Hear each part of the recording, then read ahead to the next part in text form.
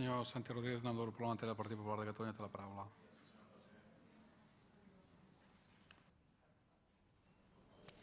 Gràcies, senyor president. Des de l'escó estant per posicionar el nostre grup parlamentari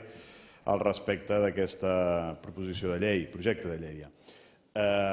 Simplement es tractava de la supressió del límit màxim d'edat per accedir al cos de bombers, en el sentit, i com ja s'ha explicat, en el sentit que les proves físiques ja suposen la limitació efectiva de les capacitats per accedir a un cos que requereix determinades capacitats físiques i psicològiques. I en aquest sentit també en el procés de ponència s'ha incorporat una esmena, l'única esmena que s'ha presentat pels grups que donen suport al govern, que ha estat acceptada també per la totalitat dels grups parlamentaris,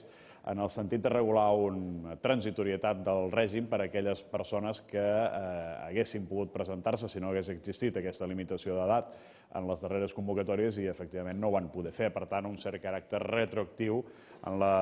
l'aplicació de la llei, la qual cosa també valorem positivament. Finalment, fer referència també a l'origen d'aquesta llei aviat, origen en una petició ciutadana, origen també en el treball de la Comissió de Peticions d'aquest Parlament, i que, tot i que hi va haver el compromís per part del govern de tramitar una iniciativa legislativa abans d'acabar l'any, el grup de Convergència i Unió va presentar una proposició de llei per tal que es tramités, el grup parlamentari popular també ho va fer,